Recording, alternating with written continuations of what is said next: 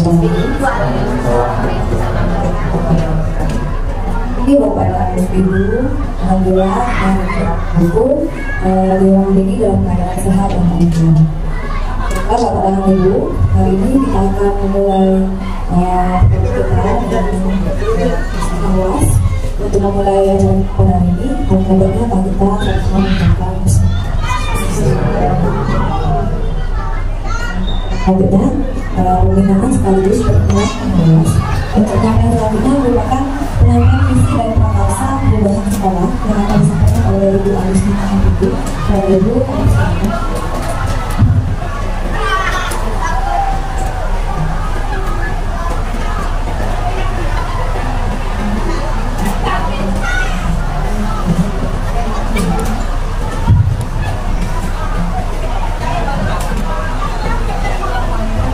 Terima kasih kepada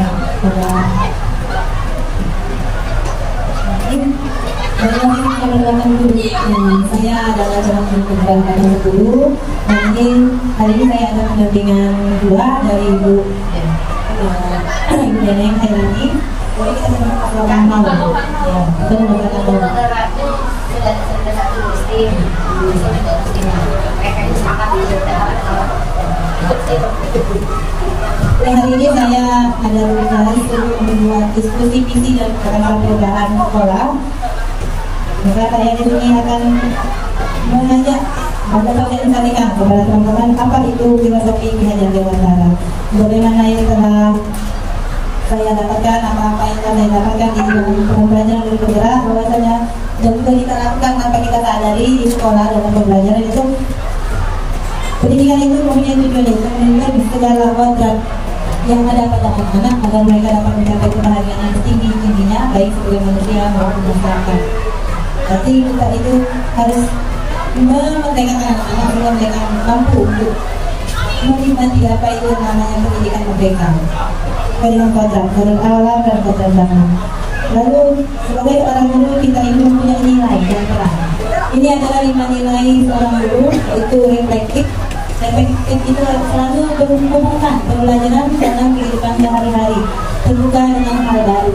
Jadi kita mengajar itu, materi pembelajaran itu kontekstual, berlaku dalam kehidupan sehari-hari. Yang kedua berpihak pada murid, yaitu bagaimana yang kita siswa dengan mengkolaborasikan pembelajaran dengan permainan dan lagu sehingga anak termotivasi dalam belajar. Ketiga, mandiri, mampu merancang skenario belajar dan dapat dipertanggungjawabkan dengan konsep merdeka belajar. Dan yang keempat itu kolaboratif, cakap dalam berinteraksi dan bekerja sama dari sebagai dan komunitas. Dan kita di sini sebagai kolaboratif guru kan sudah membentuk member aktor ya. Dan terakhir itu inovatif, kita seorang guru harus inovatif dalam membuat media ajar, media pembelajaran sehingga mengemas itu tersebut menjadi pembelajaran yang berkualitas dan menyenangkan. Selanjutnya peran guru itu mempunyai peran yaitu menjadi pemimpin pembelajaran, menggerakkan komunitas praktis, menjadi coach bagi guru lain.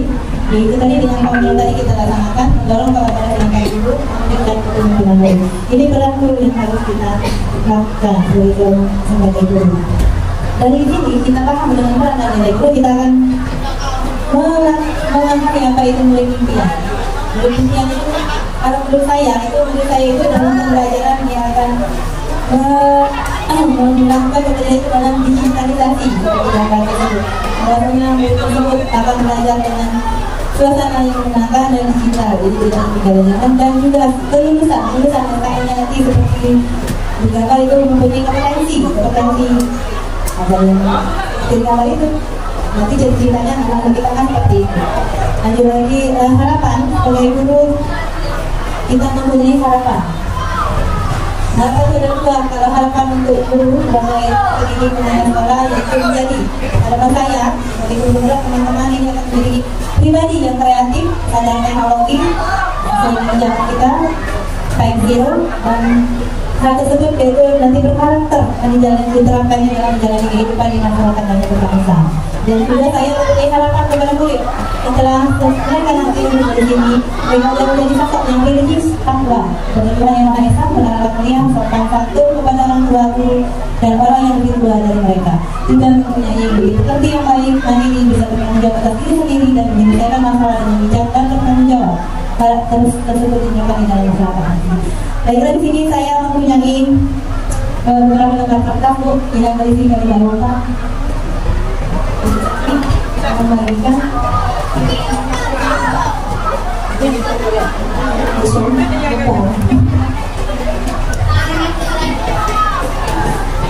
Kertasnya seperti di Kalimantan, tolong diisi, didiskusikan langsung.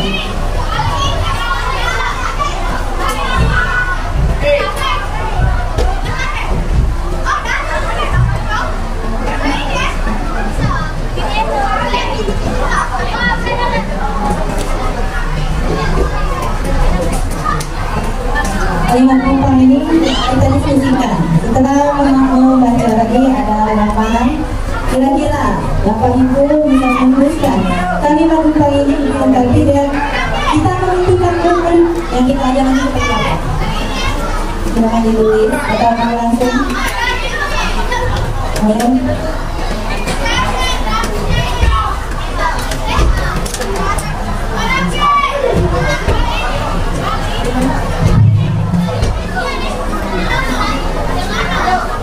Kita diskusi Bapak Ibunya. Ya. Jadi kalimat penumpang ini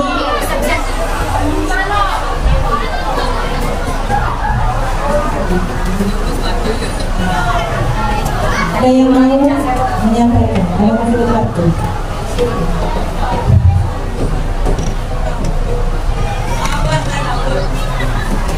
Kita memikirkan murid-murid yang bagaimana nantinya. Saat kita memulai waktu pelajaran, kita ingin murid itu seperti apa. Kita percaya bahwa murid adalah seperti apa dalam impian Bapak Ibu.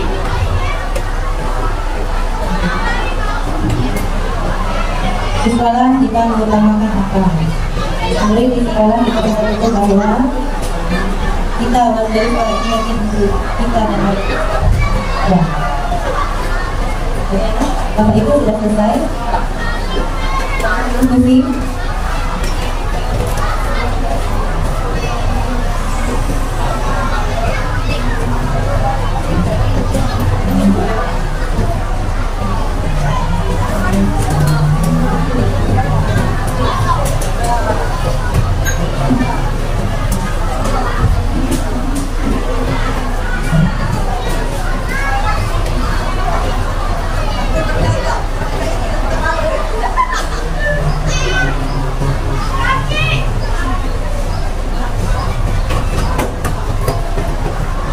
Baiklah Bapak Ibu, selesai. Belum.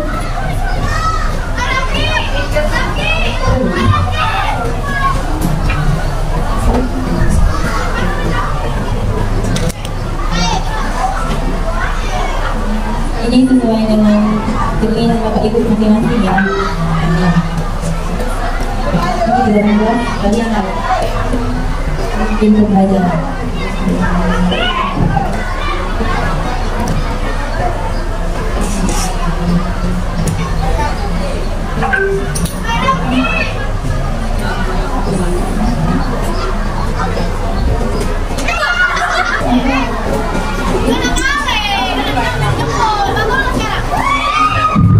Terima kasih atas kesempatan yang diberikan. Sesuai dengan visi sekolah kita yang tadi disampaikan oleh Ibu Kepala Sekolah bahwa mewujudkan sekolah yang religius. Katanya kita mendidikan murid-murid yang religius dalam hal ini berakhlak mulia dan memiliki pemahaman yang baik atau soleh dan soleha. Selain dari itu, adalah di sini memiliki karakter penguatan yang diterapkan dalam kehidupan pelajar Pancasila. Juga selain dia beriman bertakwa, soleh dan soleha, dari pengetahuan agamanya, dia bisa menerapkannya ke dalam kehidupan sehari-hari menjadi pribadi yang sopan dan santun baik kepada guru maupun kepada sesama temannya. Dan yang terakhir baru siswa yang cerdas yang memiliki pengetahuan dan keterampilan yang nantinya akan bisa digunakannya untuk menggapai cita-cita seperti yang dia dan orang tuanya harapkan. Terima kasih.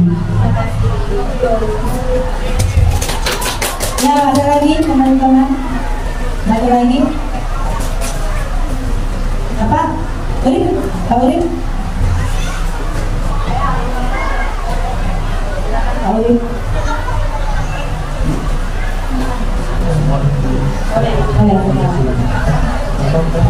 Ini Pak, ini Pak.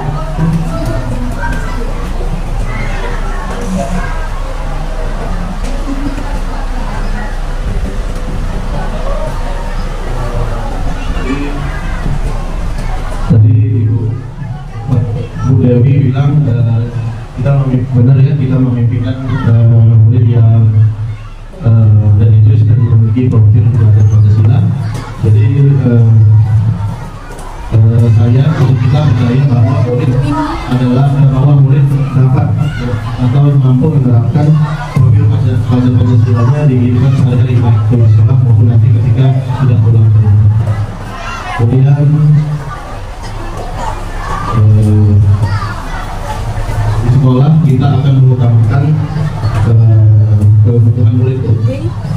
Jadi kita akan menyesuaikan agar semua kebutuhan murid terpenuhi. Kemudian murid di sekolah kita sadar betul bahwa pentingnya belajar dan disiplin. Kita dan warga sekolah ini juga yakin bahwa tadi kita sama-sama dan paham bahwa kalau kita menjalankan visi dan misi sekolah tadi, harusnya sekolah ini akan berjalan lebih baik lagi, Bu. Terima kasih, benar sekali Bapak. Terima kasih Pak Ulil. Ada lagi? Kemudian, baiklah, terima kasih. Kita lanjut. Di sini saya akan menyampaikan visi guru. Saya sebagai guru penggerak mempunyai visi untuk mewujudkan peserta didik yang religius, cerdas, kreatif, dan ramah mulia melalui pembelajaran sepanjang hayat. Dan ini berkolaborasi dengan visi sekolah, yaitu terbentuknya sekolah religius unggul dalam iptek berkarakter belajar Pancasila melalui pembelajaran sepanjang hayat. Adapun pemesan dari visi saya itu yang religius, siswa itu akan memiliki nilai-nilai agama dalam perilaku kehidupannya di masyarakat dan pemerintahan. Nanti setelah lulus dari sini, dan unggul yaitu bermakna menjadi individu yang cerdas dalam menggunakan teknologi informasi dan komunikasi. Adapun siswa tersebut juga menjadi individu yang memiliki moralitas yang baik, bertanggung jawab, dan memiliki integritas yang tinggi. Profil pelajar Pancasila yaitu beriman dan bertakwa sesuai dengan dimensi pertama, berakhlak mulia, berpendidikan global, bergotong royong, mandiri, beranalitis, dan kreatif. Untuk mencapai visi tersebut, kita harus memahami kata kita katanya aset awal, kekuatan, aset maupun potensi. Apa yang sudah kita miliki di sekolah ini? Seperti yang telah kita ketahui, kita mempunyai sarana prasarana yang mendukung. Maka kita sudah mempunyai modal, potensi murid yang sudah bagus, bisa kita ajak untuk menuju sesuai dengan visi. Terus tantangan yang ada dalam menuju visi tersebut, di sini kita lihat yaitu murid terbiasa melakukan kompas atau mencontek ya dalam pembelajaran. Lalu yang ketiga itu aksi itu kontribusi individu pendidik. Contohnya membantu anak untuk belajar, berlatih, mengkreasikan. Seperti contoh kita sudah banyak ekskul ya, itu termasuk dalam aksi kita. Berarti kelima. Terus pembelajaran bernama yaitu kebiasaan. Kita yang pagi-pagi dari masuk di gerbang anak melakukan 5 menit dalam sapa sopan 1. Langsung melakukan kebiasaan di kelas alam yaitu mengaji. Lanjut ke sini saya ada pertanyaan pemantik. Langsung tadi jawabannya ya. Boleh siapa yang kira-kira menjawab satu? Apakah makna budaya positif? Ada yang mau jawab? Apa itu budaya positif?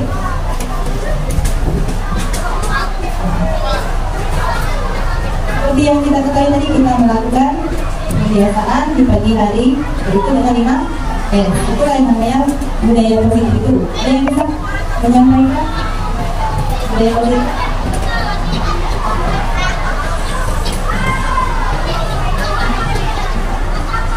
Pernah dengar budaya positif? Belum. Karena ini memang tugas kami guru penggerak untuk mensosialisasikan budaya positif di sekolah. Karena sepertinya memang belum mengenal itu. Termasuk saya baru tahu istilah budaya positif di guru penggerak. Padahal itu sebenarnya kita lakukan sehari-hari dalam pembelajaran di sekolah. Tapi apa ini yang budaya positif? Yaitu kebiasaan dalam hal-hal baik yang kita lakukan. Dari kita material untuk melakukan S, baca lewat baca Al-Quran pagi-pagi jam 5, itu sudah merupakan budaya positif. Ya, ada yang mau memberikan komentar? Coba Bapak itu, itu.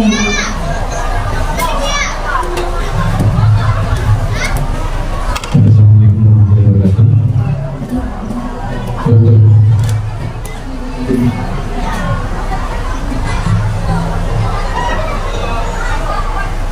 Untuk yang nomor satu itu kebiasaan, positif kebiasaan. Kalau di sekolah itu kebiasaan itu kita sebagai guru kita adalah fasilitator dan tutor.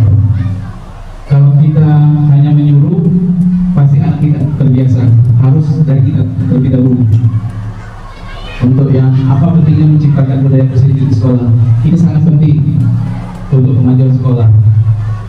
Pengalaman saya kalau untuk budaya positif di sekolah itu, apa yang dilihat anak dari kita itu yang dilakukannya. Yang memberikan apa contoh penerapan positif yang telah kita terapkan ke dalam hidup kita masing-masing.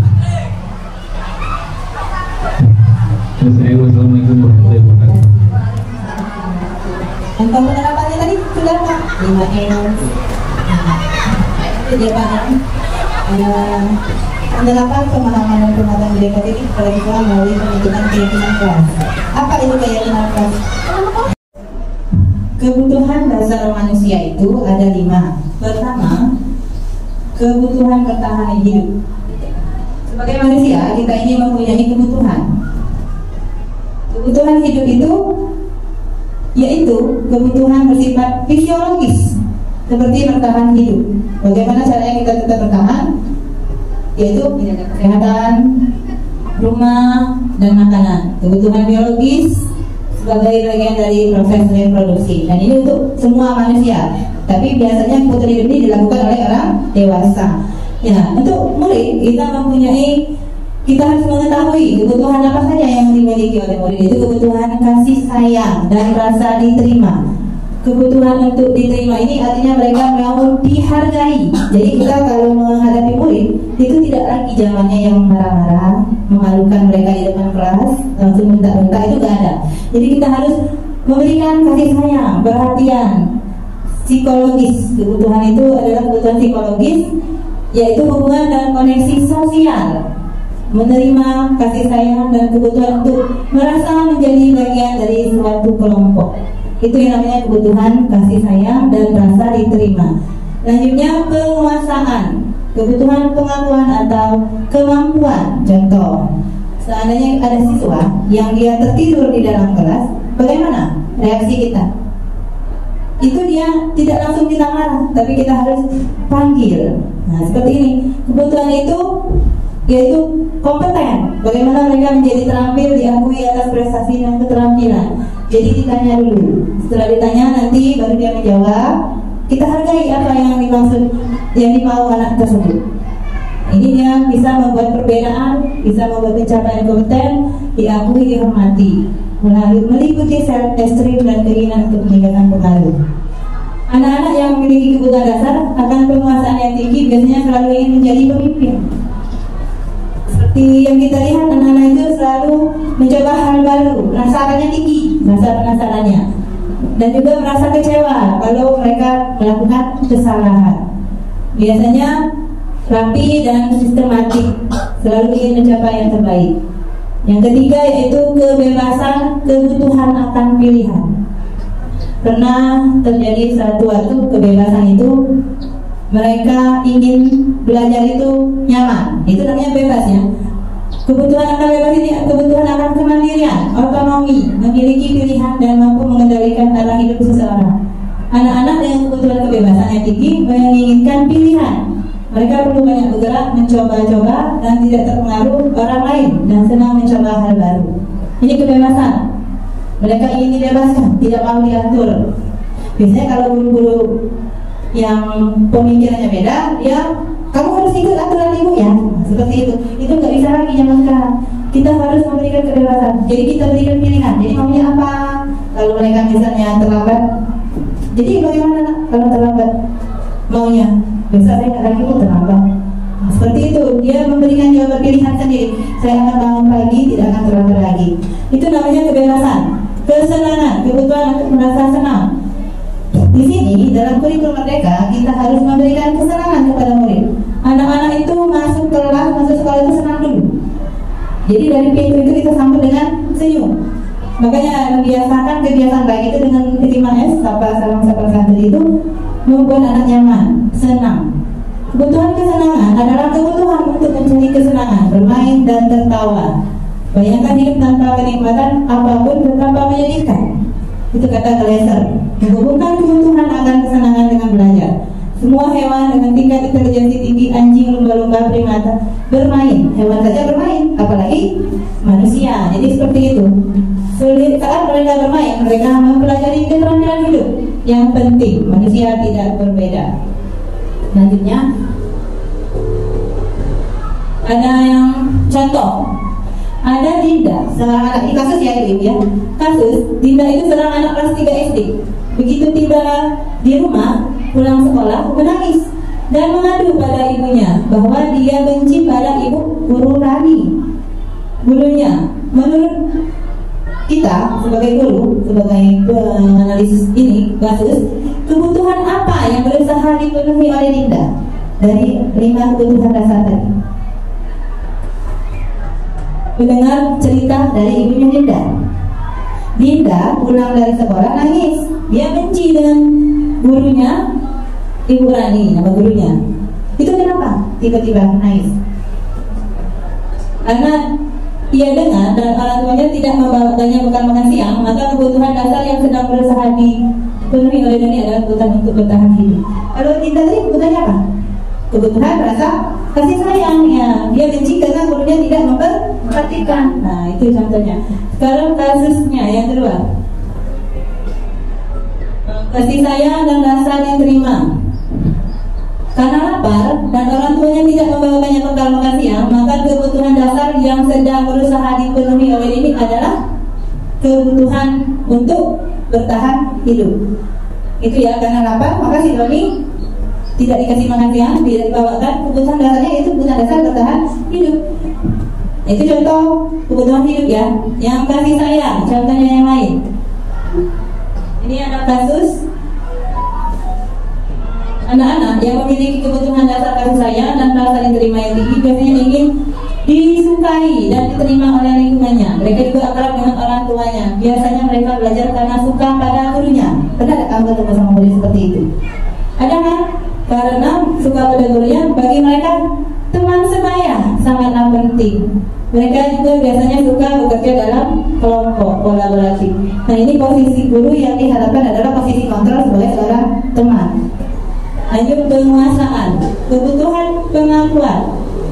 Ini berhubungan dengan kekuatan untuk mencapai sesuatu, menjadi kompeten, menjadi terampil, atau prestasi dan keterampilan.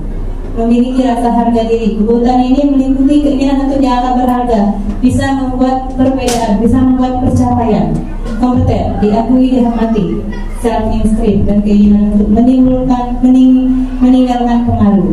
Anak-anak ini memiliki kebutuhan dasar akan penguasaan yang tinggi. Biasanya ingin menjadi pemimpin. Pernah ketemu dengan murid seperti ini? Ada ya, 1-2 murid yang seperti itu. Dia ingin dijadikan pemimpin di ketua kelas biasanya. Minta, aku lebih dari teman-teman semua. Jadi aku jadi ketua kelas, seperti itu. Contohnya nih, Doni ini merasa hebat karena temannya jadi takut dengan dia dan menuruti keinginannya. Maka sebetulnya Doni sedang berusaha memenuhi kebutuhan apa? Kalau Doni merasa hebat karena temannya takut dengan dia, menurut kalian apa kebutuhan hidup yang dibutuhkannya? Kebutuhan pengakuan. Itu kebutuhan pengakuan. Sekarang kebutuhan kebebasan. Kebutuhan kebebasan, kemandirian, otonomi. Ya, Tadi kasus yang Doni tadi tidak membawa bekal karena tidak dibawakan ibunya, karena ibunya selalu membawakan bekal yang sama. Oleh karena itu dia ingin mencoba makanan teman-temannya. Nah, ada kasus Doni ini selalu mengganggu teman-temannya karena teman-temannya itu bawa bekal sendiri. Dia tidak bawa bekal, jadi dia berkeliling. Bekal temannya itu dicolong, cicip sini tanpa izin, cicip sini. Akhirnya berkeliling. Itu kira-kira kasusnya apa? Membutuhkan? Ya, Doni sedang berusaha memenuhi kebutuhan. Jadi kebutuhan bertahan hidup dan kebutuhan kebebasan. Itu contohnya. Ada anak-anak seperti itu. Ada kan? Karena mereka membutuhkan kebebasan. Sekarang kesenangan. Kesenangan anak-anak itu senang bermain, tertawa. Nah, contohnya anak-anak kebutuhan kesenangan biasanya menikmati apa yang dilakukan. Mereka juga bisa berkonsentrasi tinggi saat mengerjakan hal yang disenangi. Mereka suka permainan dan suka mengoleksi barang, suka bergurau, suka melucu dan juga menggemaskan. Bahkan saat mereka bertingkah laku buruk, mereka pasti terlihat lucu. Ada nggak siswa di kelas? Ada. Yang sering kita lihat itu anak yang paling suka seperti ini biasanya mencari perhatian.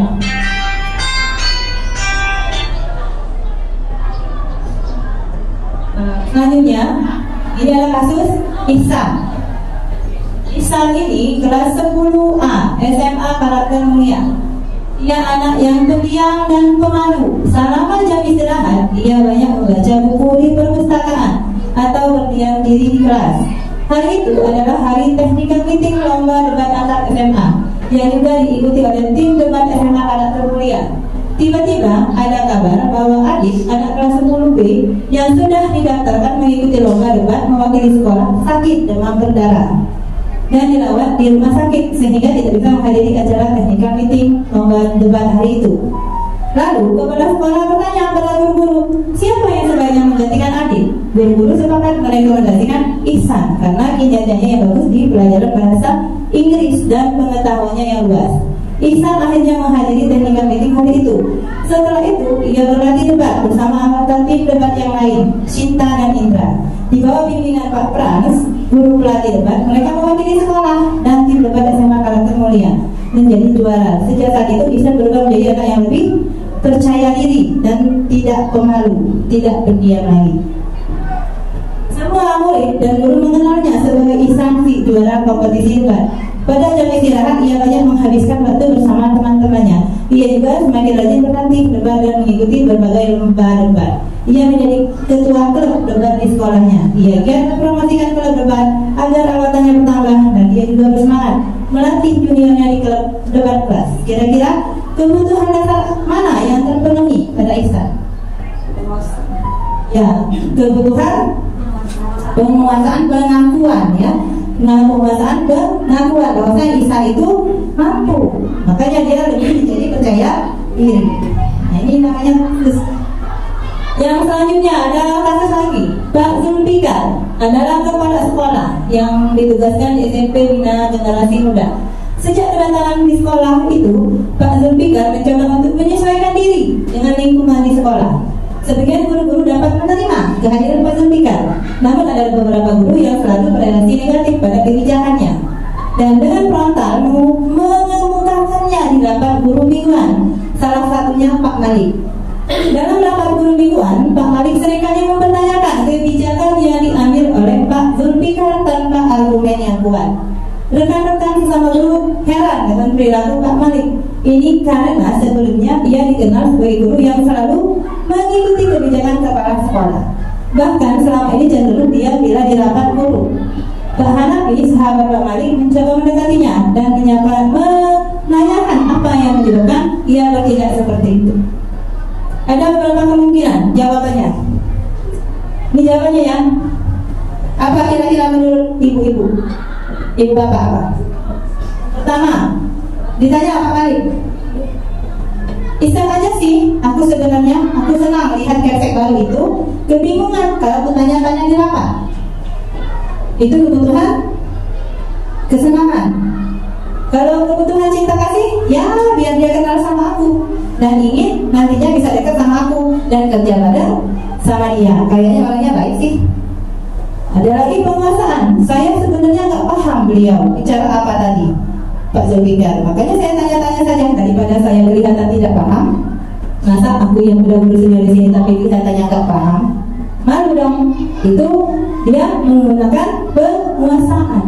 Sedangkan yang satu lagi, yang namanya Pak Zulfikar itu monoton sekali, ya bosan. Jadi mendengarnya, saya pikir tidak akan selesai-selesai ngomongnya begitu saja. Nggak ada cara lain ya untuk menyampaikan materi dia. Ini namanya kebebasan. Sama dengan kita di kelas.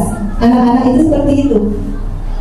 Kalau kita menonton tidak menarik, maka dia akan merasakan kebosanan, maka dia butuh kebebasan. Itulah kita gunakan dengan ice breaking.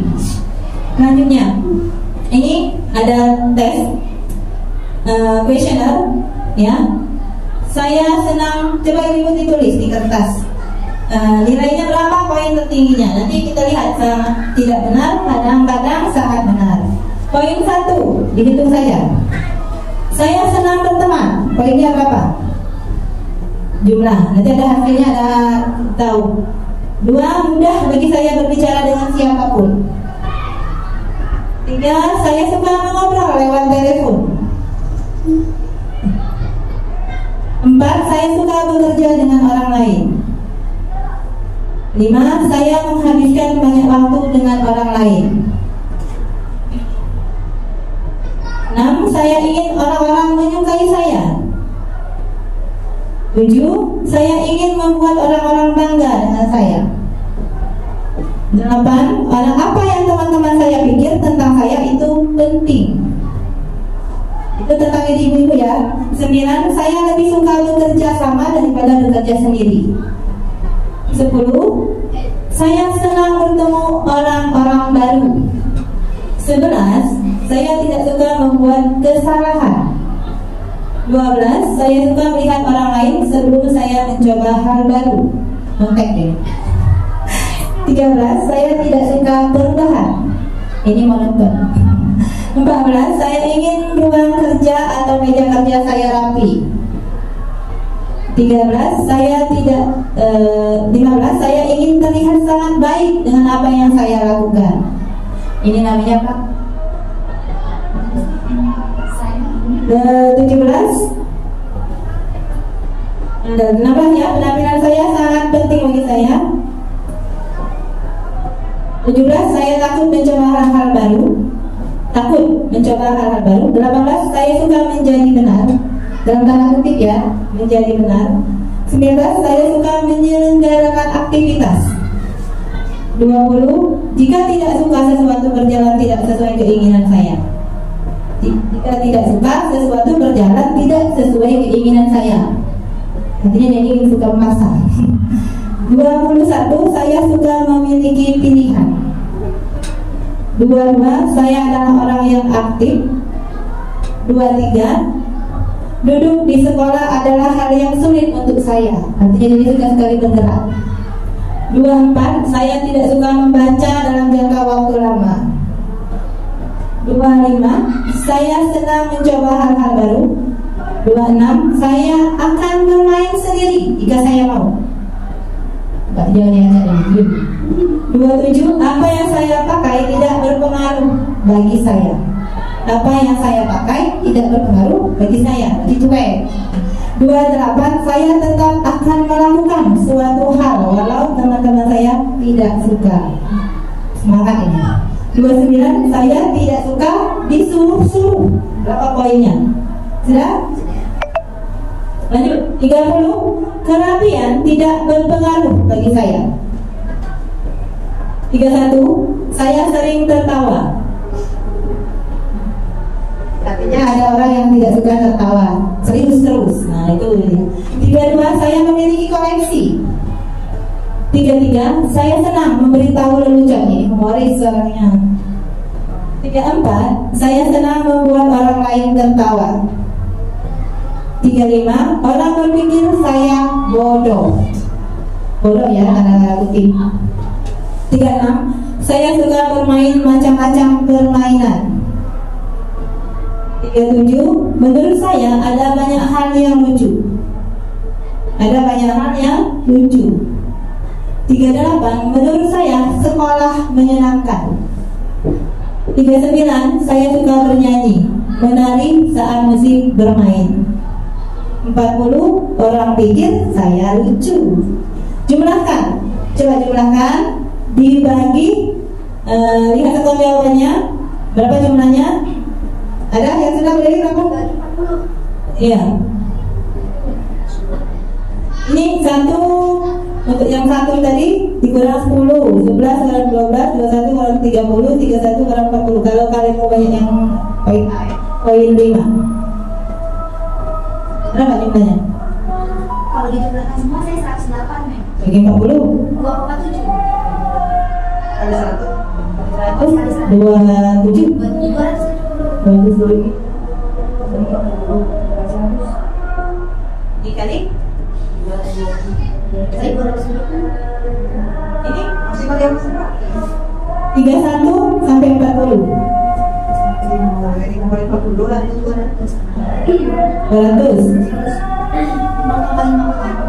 nanti masuk kemana dia?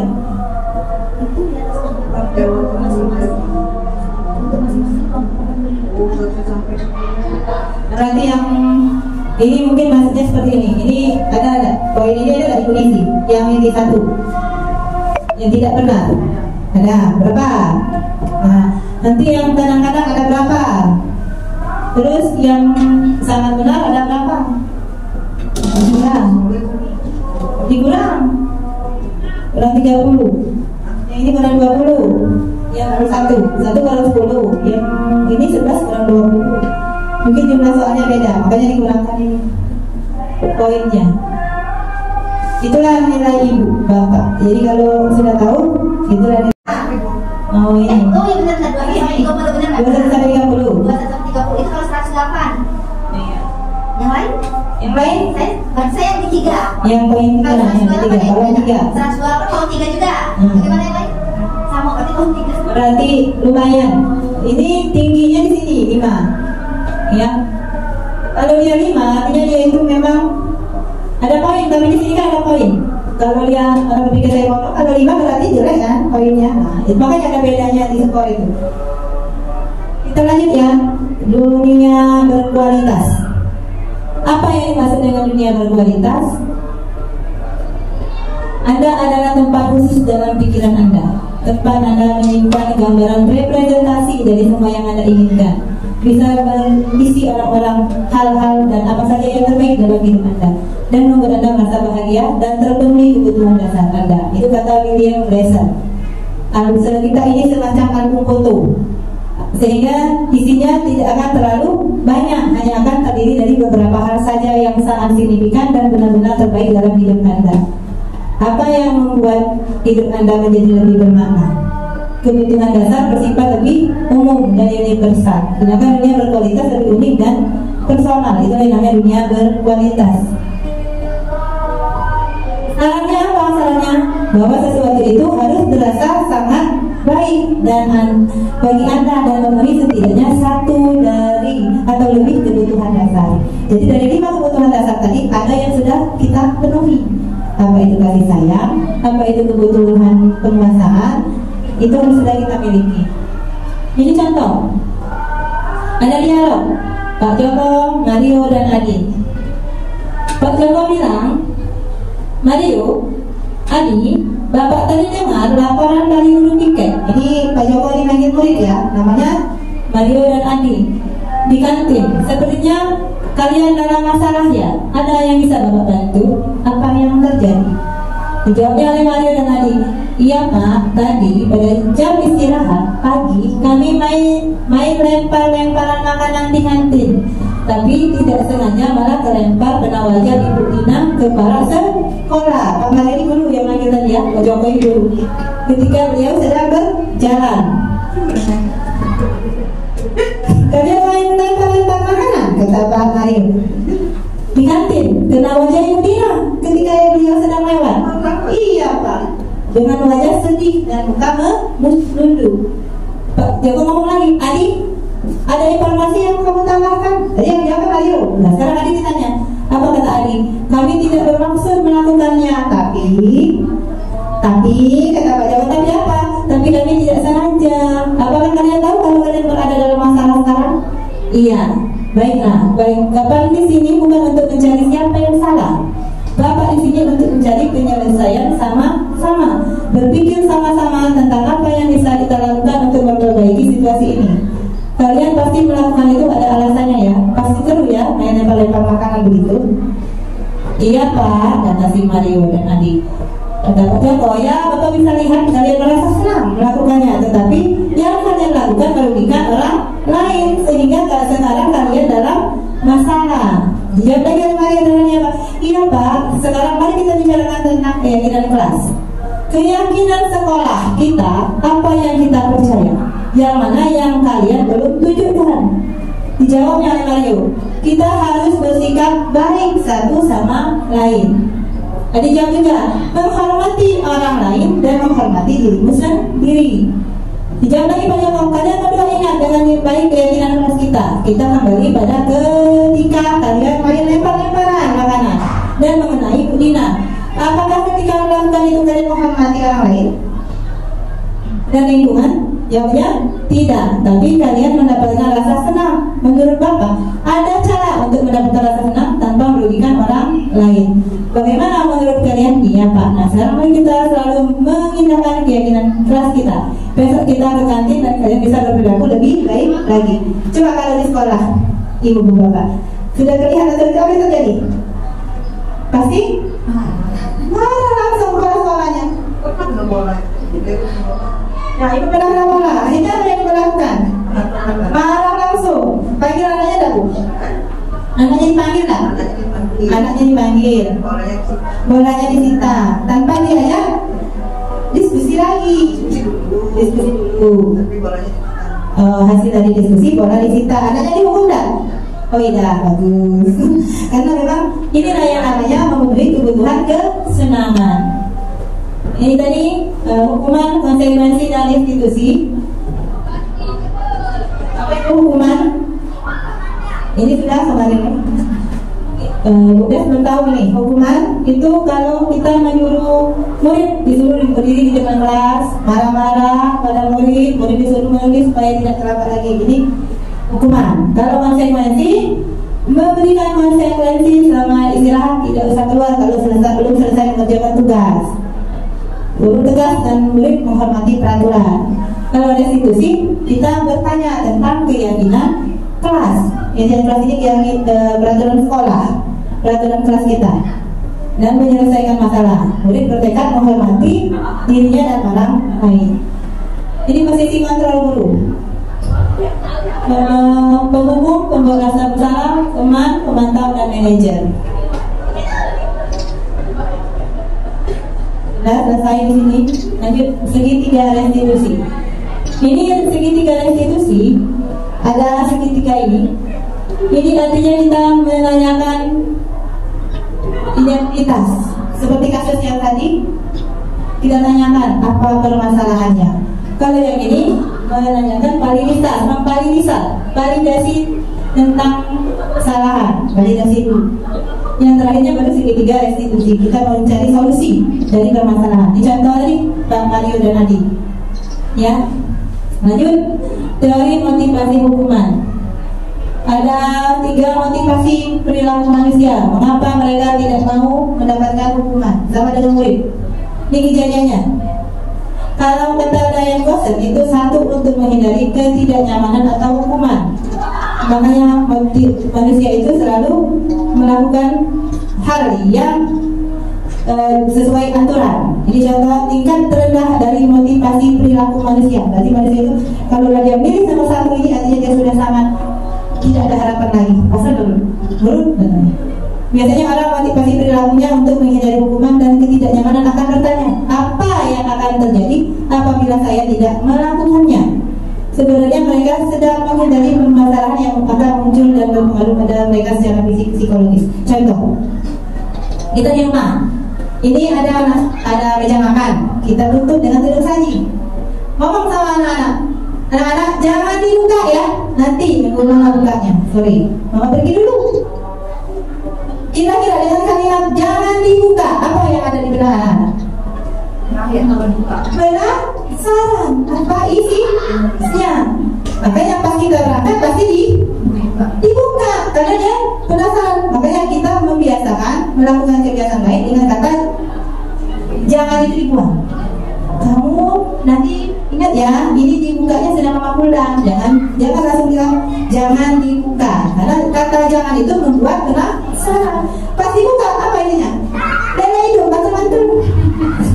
Akhirnya hilang lelenya, dan jadi dimasak. Nah itu artinya menggunakan kata jangan itu jangan. Kedua, untuk mendapatkan imbalan atau penghargaan dari orang lain. Ini mendapat imbalan atau penghargaan ini biasanya motivasinya reward ya. Reward mendapatkan pujian, dia ikut memujian. Dia rajin. Nah ini siswanya seperti itu. Bu, katanya kadang sengaja kan cari perhatian. Itu mereka minta penghargaan ya. Yang ketiga, menjadi orang yang mereka inginkan dan menghargai sendiri dengan nilai-nilai yang mereka percaya. Kita dulu harus yang ketiga ini. Menjadi orang yang seperti apabila saya melakukannya, mereka melakukan sesuatu karena nilai-nilai yang mereka yakini dan hargai, dan mereka melakukannya karena mereka ingin menjadi orang yang melakukan nilai-nilai yang mereka yakini tersebut. Motivasi ini yang akan membuat seseorang memiliki disiplin positif, karena motivasinya berperilaku sifat internal bukan eksternal. Dari dalam diri saya rajin ke sekolah, datang pagi-pagi karena saya mau mendisiplinkan diri saya, mau belajar fokus, bukan karena minta perhatian ibu dulu. Seperti itu. Itu tujuannya anak-anak itu. Ya, di sini motivasi yang paling kuat mendasari tindakan, kombinasi dari dua motivasi. Motivasi tadi kan ada dua, eksternal dan internal. Eksternal dari luar, yang internal dari dalam diri. Pertanyaannya, bila di sekolah Anda tidak ada peraturan yang mengharuskan guru datang tepat waktu, dan tidak ada surat teguran bagi guru yang datang terlambat, dan tidak ada atasan yang memuji Anda, apakah Anda akan tetap datang tepat waktu untuk mengajar murid-murid Anda? Jawabnya apa? Ya. Iya. Kenapa? Jelaskan. Coba Ibu Galuh ke depan. Alasannya tolong diberi.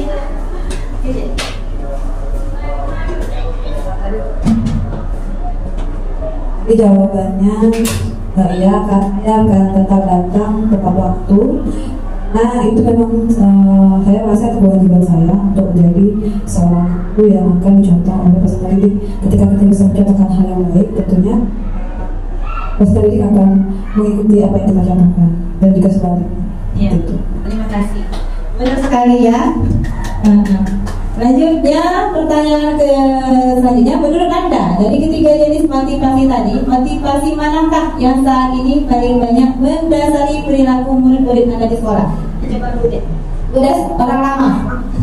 Apakah dari ketiga motivasi? Motivasi tadi kan ada berapa? Motivasi satu. Motivasi pertama tadi meminta menghindari hukuman. Ya, yang kedua mendapatkan imbalan atau penghargaan. Yang ketiga menjadi orang yang mereka ingin pribadi yang sesuai dengan nilai-nilai yang dipercaya. Nah, pertanyaannya, menurut Anda dari ketiga jenis motivasi tadi, motivasi manakah yang saat ini paling banyak mendasari perilaku murid-murid di sekolah? Dewi. Karena ini sifatnya pribadi, menurut saya dari ketiga jenis motivasi tadi yang saya lihat pada murid-murid di sekolah saya itu sama banyaknya. Jadi ada murid yang memang dia menghindari hukuman, ada murid yang dia memang untuk mendapatkan penghargaan atau pengakuan, contohnya yang sering mendekat ke guru, menegur. Tapi ada murid yang mungkin dari rumahnya memang sudah ada pembinaan, bimbingan dari orang tuanya, memang dia menyadari betul bahwa dia nanti pengen jadi seperti apa. Nah, nilai-nilai itu kemudian yang membuat dia bisa menjadi orang yang baik, bukan hanya karena takut menghindari hukuman atau untuk mendapatkan pengakuan dari guru atau imbalan tertentu. Jadi menurut saya itu sama. Dari ketiga jenis motivasi itu ada dalam satu kelas itu pasti ada. Jadi saya tidak bisa menentukan mana motivasi yang paling banyak. Yang dominan mungkin ya nomor satu kalau saya lihat, mungkin karena pelajaran matematika mungkin terkenal killer kali ya. Jadi rata-rata murid itu takut untuk menghindari hukuman. Tapi yang nomor 2, nomor 3 juga ada. Terima kasih. Terima kasih Bu. Ya, berarti sama banyaknya. Oke, lanjut pertanyaan selanjutnya. Strategi apa yang selama ini Anda terapkan untuk menanamkan disiplin positif pada murid-murid Anda? Bagaimana hasilnya pada perilaku murid-murid Anda? Coba, ada yang bisa jawab? Udah. Disiplin positif, maksudnya ini strategi menanamkan disiplin positif. Bagaimana hasilnya setelah Anda menanamkan disiplin positif tersebut?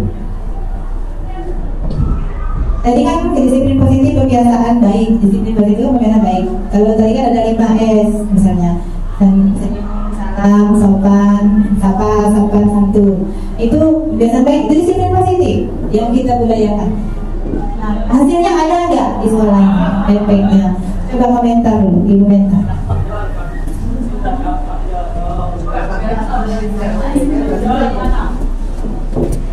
Baik Bu, di sekolahnya, di sekolahku, disiplin positif itu bukan hanya ke siswa, tapi juga ke wali muridnya. Jadi wali murid juga ada persahabatan, bahwa ada punishment di situ. Ada kesepakatan dulu antara guru, siswa, serta wali. Iya. Lalu ada juga kita bikin kesepakatan kelas. Jadi kesepakatan kelas itu masing-masing wali murid dan siswa yang disiplin positif itu satu sekolah, berlaku untuk satu sekolah dari beberapa tingkat itu. Mungkin itu. Terima kasih. Baik sekali ya. Jadi disiplin positif itu bisa digunakan strategi tadi. Berarti dari mitra ya, namanya mitra ya, dari wali murid ke guru, dan itu diaplikasikan oleh satu sekolah, dari murid dan guru juga melaksanakannya. Ini menjadi disiplin positif itu. Selanjutnya ada pertanyaan terakhir, nilai-nilai kebajikan apa yang Anda berusaha tanamkan pada murid-murid Anda di kelas dan sekolah Anda? Nilai-nilai kebajikan. Apa nilai kebajikan yang ditanamkan di sekolah Anda?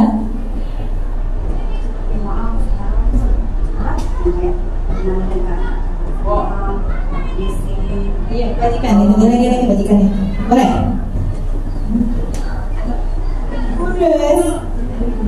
Boleh lagi.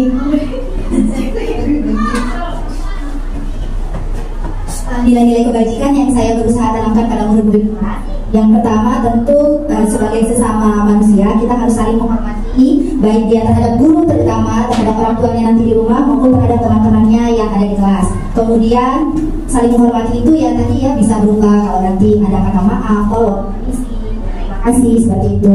Kemudian nilai kebajikan berikutnya adalah saling tolong menolong, di mana nanti kita tidak boleh membiarkan apabila ada teman kita di kelas yang kesulitan, baik dia sekedar beritahu wali kelas, gurunya, atau kalau bisa kita tolong sendiri, kita tolong sendiri. Jadi saling bantu. Itu saja. Terima kasih. Terima kasih benar sekali. Jadi nilai kebajikan itu bisa kita tanamkan kepada anak seperti hal sepele, tapi itu sangat berpengaruh untuk pribadi anak. Kita lanjutkan dengan hukuman dan penghargaan. Ini ada kasus IPA kurang menguasai pelajaran matematika, sehingga pada saat pelajaran tersebut berlangsung dia lebih banyak berdiri diam atau menggambar di sebuku pelajarannya. Pada saat guru matematikanya Pak Seno menanyakan pertanyaan, IPA menjadi gugup dan tak sengaja menjatuhkan tasnya dari kursi, serta tiba-tiba menjadi gagap pada saat berupaya menjawab. Seluruh kelas pun tertawa melihat perilaku IPA yang bicara tergagap dan terkejut tersebut.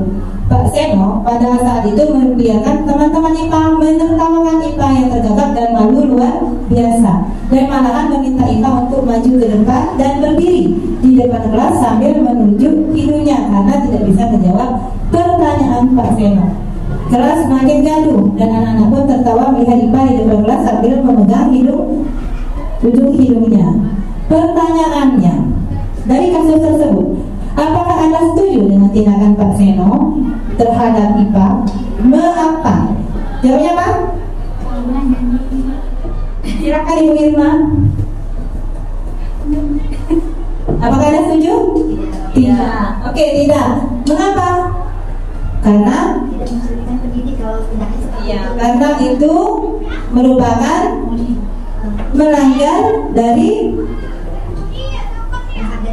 segitiga tadi. Kita kan harus memberikan penguasaan, menghargai, sedangkan kasih sayang. Sedangkan tadi kita membuat dia merasa malu, maka sama sekali tidak boleh. Yang kedua, menurut Anda tindakan Pak Seno terhadap IPA adalah sebuah hukuman atau konsekuensi? Hukuman, ya. Kenapa? Tidak membuat dia sadar atau tidak melakukannya, justru malah membuat dia malu dan buat dia semakin takut dengan pelajaran. Coba ibu ulangi itu. Nomor 2, menurut Anda tindakan Pak Seno terhadap IFA adalah sebuah hukuman atau konsekuensi? Jawabannya adalah hukuman. Kenapa? Karena tidak menyelesaikan masalah yang pastinya. Yang kedua, IFA justru dia akan merasa semakin takut dengan trauma dengan pelajaran matematika. Sedangkan kalau konsekuensi, semestinya kan IFA mengetahui bahwa karena ini, kemudian sebabnya aku ditindakan seperti ini oleh Pak Seno. Tapi kalau itu kan dia langsung saja malah mempermalukan. Jadi itu adalah sebuah hukuman dan memang kita sebagai pendidik tidak boleh lagi melaksanakan yang seperti itu di kelas. Karena tidak ada solusi, justru malah akan menjadi masalah yang berkepanjangan terutama untuk Eva. Benar ya, jadi kalau kita memberikan hukuman seperti itu, anak akan merasa trauma. Akhirnya dia tidak suka pelajaran matematika sampai besar, sampai melanjutkan tingkat sekolah yang lebih tinggi. Kita lanjutkan hukuman konsekuensi dan restitusi. Di sini ada identitas gagal, identitas sukses. Gagal kalau kita memberikan hukuman, sukses kalau kita memberikan konsekuensi dan restitusi. Hukuman contohnya, sesuatu yang menyakitkan harus terjadi. Konsekuensinya, sesuatu harus terjadi tapi tidak menyakitkan. Restitusi merupakan pilihan. Tidak nyaman untuk murid atau anak untuk jangka panjang. Artinya seperti tadi kasus membuat dia trauma sampai dia SMP, SMA. Tidak nyaman untuk murid atau anak dalam jangka waktu pendek. Itu konsekuensi. Artinya kita hanya memberikan hukuman sebentar. Nah, bukan hukuman, memberikan konsekuensi sehingga dia tidak nyaman saja. Sedangkan restitusi menguatkan untuk murid anak dalam jangka waktu panjang. Korban dalam tanda kutip mendapatkan keadilan, katanya di hukuman. Korban bisa diabaikan, korban mendapatkan ganti. Murid atau anak akan tersakiti kalau diberi hukuman. Yang konsekuensi, murid atau anak dibuat tidak nyaman. Sedangkan di restitusi, murid anak mendapatkan penguatan. Ini perilaku pasif agresif. Penguatan hanya bertahan dalam jangka waktu pendek, dan restitusi masalah terpecahkan seperti tadi ya Bu. Sistem tidak akan berjalan bila murid tidak takut, memerlukan monitoring kalau konsekuensi dan supervisi terus menerus dari guru. Restitusi, murid belajar bertanggung jawab untuk perilakunya. Kalau berlaku hanya pada sebuah institusi, tidak berlanjut pada kehidupan nyata, ini kalau hukuman. Kalau konsekuensi, membantu penerapan mengikuti peraturan dalam masyarakat. Restitusi fokus pada pemecahan masalah dalam jangka waktu panjang. Peraturannya adalah kamu harus, kalau hukuman itu kamu harus. Yang kalau konsekuensi, apa peraturannya, mampukah kamu melakukannya, dan terima kasih. Kalau di restitusi, apa yang kamu yakini, apa yang bisa kamu lakukan untuk memperbaiki masalah ini. Seperti itu ya restitusi. Murid anak membenci peraturan kalau diberi hukuman. Murid anak menghormati peraturan kalau konsekuensi. Kalau restitusi, murid atau anak menghormati dirinya sendiri dan orang lain. Ini negatifnya nih. Sering kita mendengar kasus guru bilang awas kalau dilakukan lagi ya, nanti awas kamu. Ini kalau dia hukuman. Kalau konsekuensi, lakukan apa yang saya katakan. Kalau restitusi, apakah hal ini yang sesungguhnya ingin kamu lakukan? Masih dalam tanda tanya. Berarti membuat anak memberi pilihan. Kalau di hukuman kita model paksaan. Kalau konsekuensi stimulus respon, kalau di situ teori kontrol. Mendorong menyalahkan diri, mendorong kepatuhan, mendorong disiplin positif. Konsep diri guru, konsep diri baik, konsep diri kuat. Murid anak belajar menyembunyikan kesalahan. Murid atau anak belajar taat peraturan. Yang ini menyembunyikan kesalahan karena sering dihukum. Jadi dia disembunyikan kesalahannya, takut dihukum. Sedangkan ini dia murid anak belajar taat peraturan dan murid anak belajar memecahkan masalah. Mencoba mengontrol anak dari penguatan negatif, membayar impas. Sering sekali kita seperti itu. Dan ini harus diubah. Jadi mencoba mengontrol anak dengan penguatan positif. Anak paham bahwa dirinya sendiri yang pegang kendali kontrol. Ini ya, bisa dibaca. Tiba-tiba tidak diharapkan, sudah diketahui masuk akal, bukan undangan untuk menaikkan restitusi. Dibuat oleh guru, dibuat oleh murid dan anak. Di kalau restitusi, jadi kita dengan anak berkolaborasi. Menyakitkan guru menjalani konsekuensi dengan menyalahkan, mengkritik, menyindir, merendahkan. Itu kalau hukuman. Kalau konsekuensi, membantu guru, menyatakan peraturan, melakukan peringatan dan menerapkan konsekuensi. Sedangkan di restitusi, menguatkan guru menyebutkan keyakinan kelas, memimpin kerangka acuan berpikir restitusi murid dan anak. Selanjutnya, ini soal. Coba kita jawab sama-sama. Mencatat 100 kali di dalam buku kalimat, saya tidak akan terlambat lagi karena telah bersekolah. Hukuman. Lari mengelilingi lapangan basket 2 kali karena terlambat hadir di sekolah. Yang hukuman ya. Membersihkan catatan yang dibuatnya di meja tulis. Konsekuensi. Murid diminta untuk push up 15 kali karena tidak menggunakan masker ke sekolah. Hukuman. Menggantikan kertas tugas teman yang telah dicoret-coret. Berjemur di lapangan basket pukul 12 karena siang ya, 12 siang karena mengobrol dengan teman. Hukuman. Murid diminta bertelanjang kaki sepanjang hari karena tidak menggunakan sepatu warna hitam sesuai peraturan sekolah. Hukuman. Berdiri di depan kelas sambil mengangkat kaki 1 karena tidak bisa menjawab pertanyaan. Hukuman. Membersihkan tumpukan air di meja tulis karena tersenggol pada saat belajar. Konsekuensi. Kehilangan 10 menit jam istirahat untuk mengerjakan tugas karena terlambat datang dan tertinggal pelajaran. Konsekuensi. Duduk di bangku di pinggir lapangan pada jam istirahat, tidak diizinkan bermain oleh guru piket karena mencederai teman saat bermain di lapangan. Konsekuensi ya. Terlambat hadir di pembelajaran dari 15 menit dan diminta untuk tinggal 15 menit sesudah kelas selesai untuk membahas ketertinggalan pembelajaran. Konsekuensi. Lari mengelilingi lapangan basket 2 kali karena terlambat 10 menit untuk pelajaran PJOK. Konsekuensi. Karena dia terlambat pelajaran PJOK. Membersihkan WC sekolah karena membatalkan pensil kawannya. Hukuman. Tidak sesuai dengan kesalahan dan tidak ada hubungan dengan kesalahannya, jadi dia diberi hukuman. Ini ya, ada kasus baru saat dihukum oleh penghargaan. Sebenarnya salah ya kalau kita memberikan reward itu kepada murid, itu tidak boleh. Saat kita berulang kali menjanjikan hadiah kepada anak-anak berperilaku bertanggung jawab, atau kepada seorang murid agar mempelajari sesuatu yang baru, atau kepada seorang karyawan agar melakukan pekerjaan yang berkualitas, kita sudah berasumsi mereka tidak dapat melakukannya, atau mereka tidak akan memilih untuk melakukannya. Makanya dianjurkan kita tidak boleh memberikan reward atau hadiah kepada murid yang kita suruh menjawab pertanyaan itu. Ini contoh kasus. Ibu Anas, guru kelas 2 SD yang mendapatkan masalah. Murid-muridnya tidak bisa tertib berdiri antri di depan pintu kelas dan selalu berebutan masuk ke dalam kelas setelah jam istirahat usai. Ini tentunya sangat mengganggu proses pembelajaran di mana kelas tidak dapat mulai tepat waktu karena Ibu Anas sibuk menenangkan murid-muridnya untuk cukup lama. Akhirnya Bu Anas berpikir cepat dan mengandalkan stiker bintang. Setiap murid-muridnya akan masuk kelas usai jam istirahat, Bu Anas akan mengiming-imingi murid-muridnya dengan stiker bintang. Siapa yang dapat berdiri lurus dan berbaris rapi, antri di depan pintu, dapat bintang dari Bu Anas. Sebagian besar murid-muridnya menyambut tantangan tersebut dan langsung berdiri rapi di depan pintu agar mendapatkan stiker bintang. Hal ini terus dilakukan Bu Anas selama beberapa minggu. Karena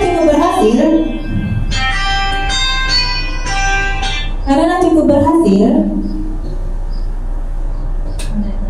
murid-murid membuat murid-muridnya berdiri rapi antri di depan pintu sampai pada suatu saat Anas sakit dan terpaksa digantikan Pak Heru. Pak Heru tidak mengetahui tentang stiker bintang dan benar saja pada saat mau masuk kelas usai jam istirahat, murid-murid kelas 2 kembali berebutan masuk kelas. Apa yang terjadi? Mengapa? Apa jawabannya? Iya, karena mengharapkan penghargaan stiker bintang, sedangkan guru pengganti Pak Heru tidak paham. Jawaban pertanyaan 1. Berdasarkan teori motivasi yang telah Anda pelajari, murid motivasi murid kelas 2 untuk bersedia antri sebelum masuk kelas. Kira-kira apa motivasinya? Tadi penghargaan. Nomor 2, adakah cara lain agar murid kelas 2 bersedia antri di depan kelas tanpa diberi penghargaan stiker bintang? Ada yang ide? Ada ide? Tadi kan Pak Anas kasih, Bu Anas kasih stiker. Ini Pak Heru udah tahu. Idenya apa kira-kira? Biar mereka bisa berdiri rapi depan kelas sebelum masuk.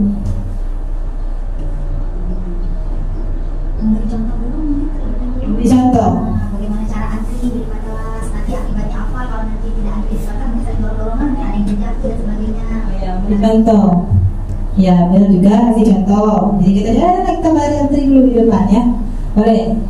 Ada yang lain? Sambil bernyanyi. Sambil bernyanyi lagu anak-anak itu kita sambil buat antri bebek. Ada kan antri bebek itu lagunya seperti itu. Tadi ya kita lanjutkan pengaruhnya tentang menggunakan baik penghargaan atau hukuman itu, cara-cara mengontrol perilaku seseorang itu yang menghancurkan potensi untuk pembelajarannya sesungguhnya. Itu dengan pengaruh jangka pendek dan jangka panjang. Apa pengaruhnya jangka panjang, jangka pendek? Penghargaan efektif jika kita menginginkan seseorang melakukan sesuatu yang kita inginkan. Ini bisa dibaca. Pertama, pengaruh jangka panjang, jangka pendek. Penghargaan tidak efektif karena suatu penghargaan itu suatu benda atau peristiwa yang diinginkan, yang dibuat dengan persyaratan. Jika saya mengharapkan suatu penghargaan dan tidak mendapatkannya, maka saya akan kecewa dan berkecil hati serta kemungkinan lain kali saya tidak akan bersabar sebelumnya. Jadi seperti itu, kalau anak-anak sudah biasa mendapatkan reward, dia tidak akan kerja keras lagi, dia hanya cukup puas sampai situ. Makanya dianjurkan tidak usah. Penghargaan itu merusak hubungan. Dengan adanya reward, apa yang terjadi pada teman-temannya? Ia akan muncul ketika seseorang diberi penghargaan atau dipuji depan orang banyak, maka orang lain akan merasa iri dan sebagian dari mereka tidak akan menyukai orang tersebut. Jadi kita tidak membiasakan ya, menciptakan persaingan di dalam kelas, jadi mereka bersaing.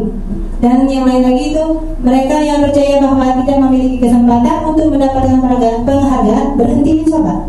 Jadi mereka sudah yang itu aja, itu terus seperti itu. Itu pengaruh dari reward. Sekarang penghargaan mengurangi ketepatan. Jadi dengan adanya penghargaan itu, sekelompok anak laki-laki berusia sekitar 9 tahun diminta untuk melihat gambar-gambar wajah yang ditampilkan di layar, dan mereka harus memberitahu jika wajah-wajah tersebut sama atau berbeda. Gambar-gambar tersebut hampir sama. Beberapa dari mereka diberi penghargaan dalam bentuk uang. Pada saat mereka memberi jawaban benar, sementara sebagian yang lain tidak. Hasilnya, anak-anak laki-laki yang dibayar membuat lebih banyak kesalahan. Jadi tidak berpengaruh, artinya mempengaruhi ketepatan. Ini ya, menurunkan kualitas, mematikan kreativitas, penghargaan itu menghukum. Artinya apa menghukum? Dengan sekarang kan Google tidak ada ranking kelas. Nah itu untuk menghindari penghargaan itu menghukum. Orang pada rasanya tidak suka dikandalkan dalam jangka waktu lama. Penghargaan akan terlihat sebagai hukuman. Terus lagi motivasi dari dalam diri. Anak-anak itu belajar menggabungkan huruf-huruf. Ini untuk anak SD ya, belajar membaca. Jika kita memberi penghargaan kepada seorang anak pada saat dia sedang merasa bangga dengan pencapaian sendiri, maka kita akan mengambil kegembiraan yang saat itu sedang dirasakan secara alamiah. Artinya biar dia tumbuh dengan sendirinya, dengan pengalaman pembelajaran.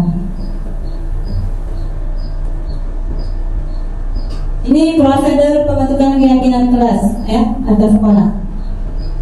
Satu, warga sekolah murid curhat kepada tentang peraturannya. Kedua, mencatat semua masukan murid.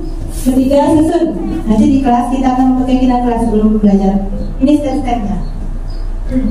Sebelum mulai membaca kita perlu keyakinan kelas. Ketiga, keyakinan kelas itu disusun, ditinjau ulang kesepakatan yang ada, baru kita buat dan ditandatangani oleh semua anggota. Seterusnya kita tempelkan di dinding kelas. Itu terakhir. Kegiatan pendalaman keyakinan kelas, dua kelompok bisa mendapat keyakinan yang sama. Bila ada 10 kelompok, selanjutnya kelompok diminta untuk mencurah pendapat tentang keyakinan kelas itu. Kelompok yang lainnya mengomentari, tampak seperti tidak tampak. Ini. Jadi ada terlihat, terdengar, dan berperilaku. Apa yang kita buat di kelas itu nanti ada efeknya, kelihatan Ada terlihat, terdengar, dan berperilaku. Oke. Jadi segitiga restitusi. Stabilkan identitas, balik dari tindakan, dan menanyakan pendapat. Sudah selesai sampai sini?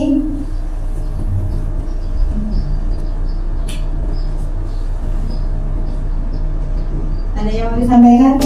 Ya.